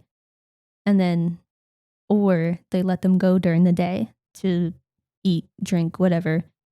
And then they still have to go and collect them again every single night. And it's not just, a couple hundred for 2 lanterns. You got to get lanterns for the entire little village you got going on. Yeah. And this is coming off of this character who they have, Nori, who again is clearly the most important one when they go to talk to this individual. She's got a element of guilt that she's feeling at this point, remember? Because she wasn't around for the father breaking his foot. And that was so weird. They treated it like he might be dying. They were like, Nori, it's your father. And then, she runs home to go see him, and they're like, everyone's crowded around outside his little hut, and they're like, oh, is he okay? Is he gonna be all right? And he just sprained or broke his ankle. Well, I think it's meant to say that he broke his ankle, but what's more important, in my opinion, is the setup for that. Do you remember what was happening? Yeah, the guy was drawing on like a log or in the dirt or something, and it was parallel, like flashing between them trying to put like this little log up for, I think, this celebration that they were about to have. And Nori's father is the one pushing this log, to stand upright, and he's pushing it, and the rope starts snapping, and this guy's still like kind of drawing frantically in the dirt, and the rope's still snapping, and this guy's drawing in the dirt. And then the log falls, and then this guy draws like an erratic line in the dirt, and his foot, Nori's dad's foot, just goes and just kind of, I don't know if it snaps or if it just slips and goes. It's made to seem like it snapped, I think. I mean, I think it's like it's broken. I think so. Which leads me to, again, a clue as to who I think this character is. The Footbreaker? Yeah, I think I know who he is. That's his name. The Footbreaker. Yeah, I think I know who this character is based on that. But then they go, in this scene, we get the final scene with them. She feels guilty because she wasn't there, because she's always a veteran, and she's a super important person. This was meant to happen to her. I'm very curious to see where they go with this character development, because if she doesn't learn a lesson about this, I'm going to be so angry. I don't think there's going to be any development. I think it's going to be, she's going to go, on one of these adventures, and she's going to do something, good for her people. And they're going to be like, oh, Nori, we were wrong about you. Everyone else was wrong, that she wasn't putting their way of life in danger or anything like that. Like, she doesn't have some price to pay. Same with Galadriel. She was always right. She should never have listened to them. These naysayers. Her brother was right. She never knows until she touches the darkness. And it's like, what? That's not a lesson from Tolkien. I can promise you that. I wouldn't have said anything so stupid. No. That's again where there's like, if you write something like that, it better be better than or equally as good as the original material, or you better just use the original material. You have it there. Yeah. You know what I mean? Stick with it. Like, understand the philosophy behind it first. Don't insult the creator of it by doing that. And I argue that it is a biggest insult to remove the original philosophy developed behind, the universe that he created, which is kind of what they're doing. But yeah, we get Nori going up to this guy with the fireflies and the stupid firefly joke. I don't know. I don't speak firefly. Yeah, because he's whispering to the fireflies, right? And so clearly he has magical... manipulating them. Yeah, he has powers, and they go up and they form stars, and Nori sees it, and she says, oh, I've never seen those stars, but I know someone who has. And I'm assuming she's referring to the elder who has that book, right? That was the setup for this payoff. I would love to know the explanation for why he has those, but maybe we'll get that. Yeah, that was the closing of that chapter with Nori for this episode. And then we see the fireflies die after they're manipulated. So again, we have another negative connotation surrounding this character. So I think I know who this character is. I think it's supposed to be like a bad character, because if you notice that like all the good characters have like perfect teeth, and then all the bad characters have these like messed up, like kind of the Harfoots aren't exactly, they're ugly. Yeah, but they still have decent teeth. Not the naggy women. Oh, well, they're not supposed to be good. I mean, like the village elder guy, the parents, yeah. The people that are kids, the good people. Well, I don't know, conventionally attractive. Oh, by the way, we have to mention that. I forgot about this. The stupid hair thing, the fuckboy moment, for lack of a better word. Weird. He just, for no reason, this dude just leans down over the edge of the raft, dips his hand in the ocean, and just runs it through his already soaked hair. That was the funniest thing to me. I lost it at that moment. You remember, I lost it because I thought it was so dumb. I was like, what is he doing? His hair's already wet. It's like, it's just one of those things where you see like in the commercials where like they're doing the commercials for like cologne or something, and they got a very attractive model, and it's like that, just like, if he had whipped his hair back and like did that like slow motion thing with the water spraying off of it, I would have been like, oh, how perfect. It's a cologne commercial for him, or a perfume commercial or whatever. If it would have been black and white, you could have literally had that. In fact, I might render it in black and white and doing slow motion just to make a mockery out of it. It's so stupid. It looks so dumb. I'm curious to see where they go with this relationship, though, because remember, we don't want to skip this either. Galadriel has that conversation with him. She's trying to figure out his motivation. Yeah, well, she's like, oh, the enemy was near your town, and for some reason she's convinced that it's Sauron when it could literally be anyone, any number of orcs or bad people doing things. Yeah, it was orcs that killed the village and ransacked it, which is why they left. And she's immediately interested because she's after Sauron and she lost the trail. It's not like she's like interested, like, oh, do you know, did they, say anything? Did they carry anything? Like she did ask, whose banner do they fly under? But she's convinced that it's Sauron. Like every time there's like something like kind of bad happening, she's like, oh, I know who this is. Yeah, I think that's just lazy writing again, where it's like, oh, you don't have to put much work into it because it's like, oh, well, orcs equals Sauron. And maybe you could make the case that she's kind of like an erratic character at this point because of how much she's seeking revenge, but I can't imagine the writers are okay with her being portrayed as that because it seems like one of those situations where they can't have much fault with her. Like she's kind of probably she must be seen as the good guy all the time is what I'm getting the impression as, where it's like she'll never be wrong because she's a female character. She's a female lead, so you can't have that. Otherwise, we'd be extremely politically incorrect. Females can't make mistakes like that. That's correct. I don't make any mistakes ever. Literally perfect. Yeah. So, yeah, they have that argument, and then he calls her revenge-seeking, at least be honest about it, and kind of calls her out. So maybe there's some character development to be had. Maybe the writers do realize this is not a good thing for her to be. But we shall see. I am not holding my breath. Yeah, overall, I thought this episode was better than the first episode. It was at least more interesting. Characters were still just as inconsistent.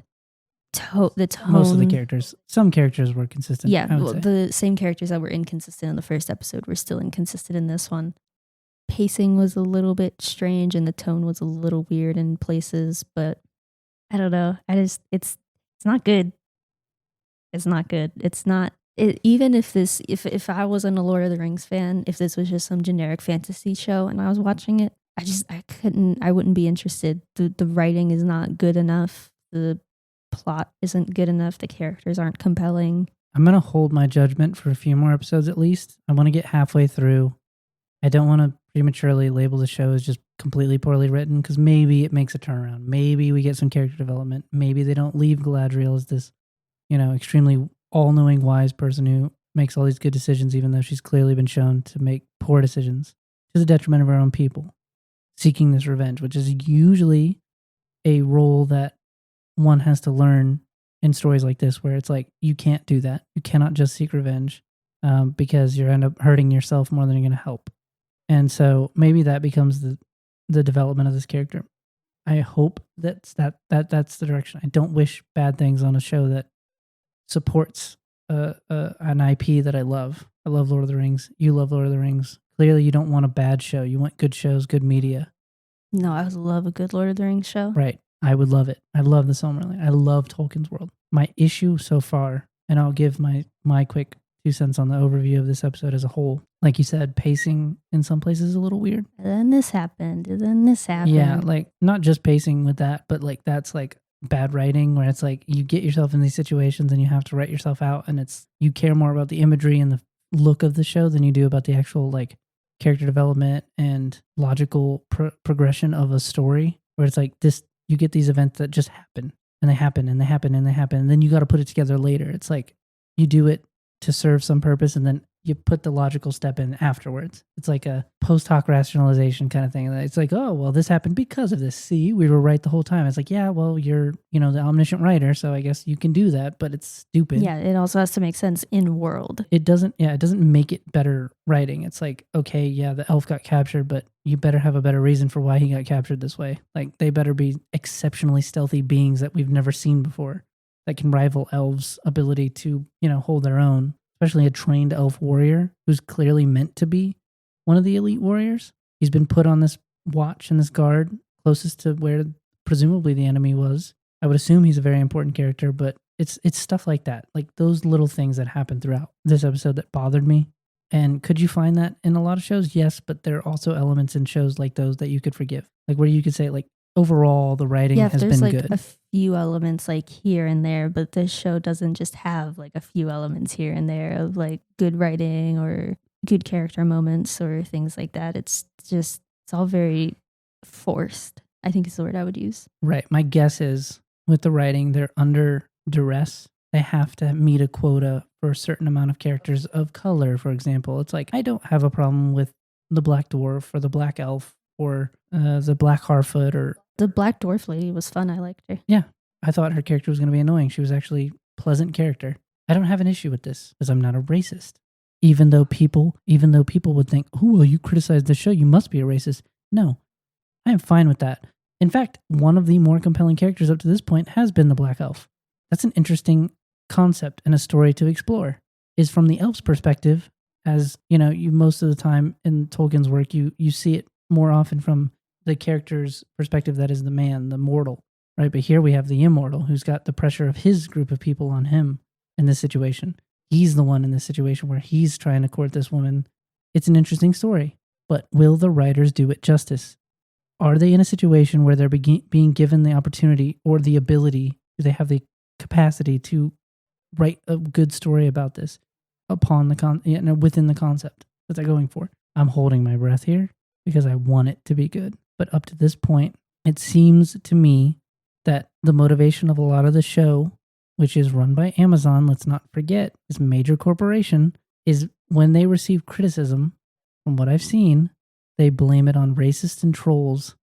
The Russian hacker bots. If people don't like the show and the choices that they make, for example, Galadriel swimming the length of an ocean and being this revenge-seeking warrior princess with very little character development up to this point, granted it's early, then they hide behind the claim that anyone who doesn't enjoy or like the show must be a racist. They don't like you don't like Rings of Power? Well, this just so happens to be Lord of the Rings with characters, minority played characters, so it must be the case that you're a racist. They did the same thing with Star Wars. Oh, you don't like Rose Tico? Well, you must be anti-Asian. It's you like think they that see was the issue. Race is like indistinguishable from your character. Like you wouldn't be you if you were, white. Like you would just be a completely different person. It's so bizarre to see race as like a core characteristic of who you are. Like you aren't other things. Like you're not a creative. You like working with your hands. You like philosophy. You like thinking. It's just no. That's not what defines you. It's your race only. It's like I was saying earlier. It's like the core element of identity isn't based on your individual character or nature. It's you skip past that. And it's like your individual nature is actually subservient to your race because other people are going to treat you a certain way. It's the world is looked at as this thing where there's power and those who have power are not the people who have my skin tone or you know what I mean, and I'm supposed to group in with that group of people who thinks that way and is like, well, now you got to take your revenge on them by taking over their media, like, oh well, I could imagine something like this. You thought Aragorn was white in the books? Well, we got you now. He's Mexican. There's like a card game. I think it's Magic the Gathering. I don't know anything about it. I don't know much about it, but type of nerdy stuff. I think Magic the Gathering is a card game, and they have a Lord of the Rings like collab that they did. And the Aragorn card, his character model is a black guy, and everyone was like super upset over it. And I was like, yeah, Aragorn in the books isn't described as black. He's described as fair, weathered, but fair. But the art looked cool. I thought he actually looked pretty neat. Yeah, if they wanted to do that and they were still going to write the character the same way, I guess it would be fine. Although I do see arguments against it for the idea that Tolkien was writing as a sort of history of the European peoples, where it's like, it doesn't make much sense for this character to be this, especially if the peoples weren't this major mixed race thing. But if they wanted to do that and the story was still good, like say you have all the same elements of Peter Jackson's trilogy, but Aragorn's black, I don't have a problem with it. I don't have a problem with it because it's well written, well put together, and you can get around it. It would be odd, I would think, to see the very lone black guy who's just in all of this. Where I do think that what Tolkien's original vision was something more like a European mythology here, where the Easterling people, for example, in his stories are not white characters, right? the men of the East are potentially darker skinned, kind of like Arabic. I don't know. Yeah, he just says that they have brown skin, so that could be any number of races. Right. It happens in almost any mythology. And think about it. Elder Scrolls took a page out of this. You have the Nords, who are clearly in the name. They're Nords. That's not even a little bit hidden that they're Nordic. They're very white, tall, fair skinned, long, blondish hair, usually. Then you have the Red Guards, who are African and like Middle Eastern sort of inspired, right? Darker skin. Then you have obviously the made up races, the elves. You have the high elves, who are very much like the elves in Lord of the Rings. Fair, very fair skinned, tall, long hair, pointy ears. Wood elves, who are short, sneaky. And like a one with nature type of. Yeah, very close to nature kind of thing. You have the Khajiit, you have the Argonians. Stuff like this is like, it's funny to me though that you do have racial parallels in some of the other groups because they're clearly men, but then what is the racial parallel in Khajiit and Argonians? Furries and the lizard people that secretly rule the world. It's just funny to me that like you showed me some of those things about people that are comparing orcs to, what did they say? There are some people that think that orcs are like black people, and there are some people that say that orcs are more reminiscent or based off of indigenous people, and I think both are specifically citing Lord of the Rings. I know one was, I can't remember about the other one, but the guy who said that orcs were essentially indigenous people, they're just portrayed as the enemy all the time. He was saying that Tolkien was the worst offender of this, but he wasn't, because the orcs were elves that had been tortured and mutilated, and they weren't recognizable as elves anymore. That's not how the indigenous people came to be. They weren't another race that had been, forced into becoming something else. Well, it's funny to me that that's a thing too, because it's like, it's almost racist to think that that's what he did. Oh, you know what I mean? I saw there. Another guy that was saying, when you're creating, fantasy characters, if you're creating your dwarfs to be greedy, ugly, and have a big nose, then that's a Jewish stereotype. Good and you God. cannot do that. And I'm not, those are the words he used. I'm not like paraphrasing or trying to recollect, because I remember this and I was like, you're actually kidding me. If you're saying that being ugly is an inherent trait to the Jews. Yeah, you, sir, may be projecting your own racism onto this. Yeah, it's like he looks at a dwarf and is like, oh, it's ugly. It's a Jew, isn't it? Like, what? Well, I understand like what some people's argument is like, okay, it's stereotypical thing that people talked about Jews as being like these greedy, very smart, resourceful, but also and hardworking, but like greedy and kind of shady business dealers. And it's like, well, look, if you look at Tolkien's work, he writes the dwarves as being these super greedy. They love gold, and they hoard it. And it's like, yeah, but the men did that too. And dragons did that. Dragons are Jews. Well, there are elements of these things that are historically like very offensive stereotypes to people that don't take into account their individualism, right? That doesn't mean that this fantasy world is built on that. And I don't know that people have provided enough evidence for me to believe it. Rather, it seems like you said, like these people are kind of projecting their own racist views onto this. They're just like, oh, well, this is a stereotype that existed. Maybe he did. Maybe he even did it without realizing he did it. But that doesn't, again, make it so. You know what I mean? Like, it doesn't actually make it the case that these characters were based on these things. Like, you're going to have to provide something a little more clear. That's very clear cut when you make claims like that. Extreme claims require extreme evidence. So what would you give this episode out of 10? Well, the first episode, I don't think I rated, did I? Don't remember if we did that or not. I'll give the first episode I would give a 2 out of 10. Looking back, I would give the first episode, I'll say a 3 out of 10.